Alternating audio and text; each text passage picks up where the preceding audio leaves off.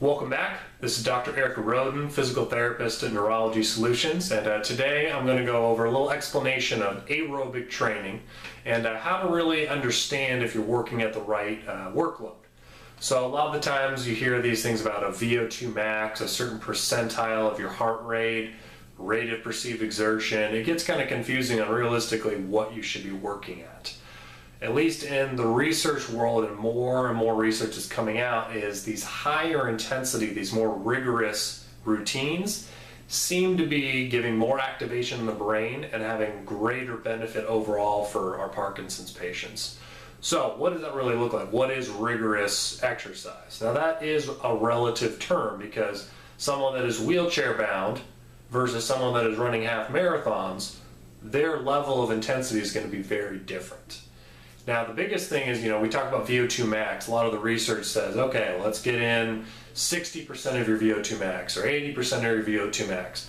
Most people don't know what their VO2 max test is unless you're around a research institute or a college that has given you that, or if you've paid money to get that done.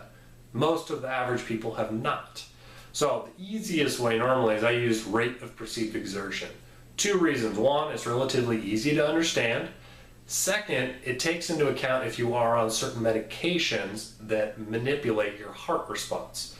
So certain beta blockers, calcium channel blockers, along with a few other drugs, you definitely want to ask your physician, internist, even neurologist, are there any medications that I'm on that are stunting either my blood pressure response or my heart rate response when I'm exercising? So what I mean by that is, say a beta blocker, you could be on that and you could be working at a rate of maybe 150 beats per minute. That's a pretty rigorous routine. But when you check your heart rate, you're sitting at 85 and you're like, that doesn't make sense. You're huffing and puffing, you can barely breathe, you're sweating. That's the beta blocker doing its job because, well, maybe you were in AFib or tachycardia, and so they want to keep it down to reduce that risk.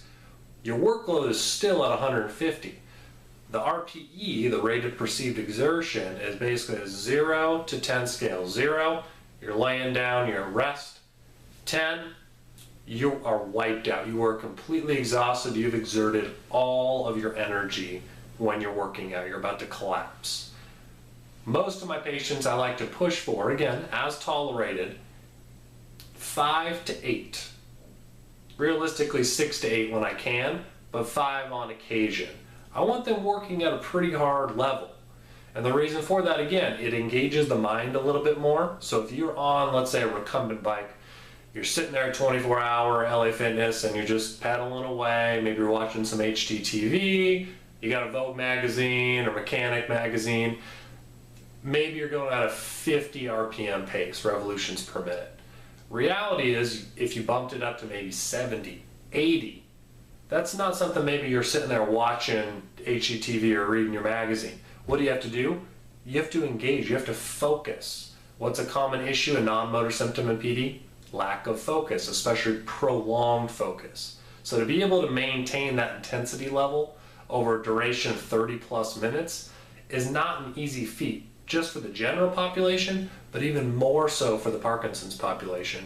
And we tend to see a lot of benefit, more neural activity. You actually can help follow up with some of your balance training or skill training after you do that bout of aerobic activity. It's almost as neuropriming, so to speak. So I highly encourage you to be doing some type of aerobic activity on a routine basis, and don't make it nonchalant. Work hard. Your workout should have a purpose. They shouldn't just be, well, whatever, I'm supposed to move. Have purpose, make change, work hard. I hope this helps. We'll see you next time.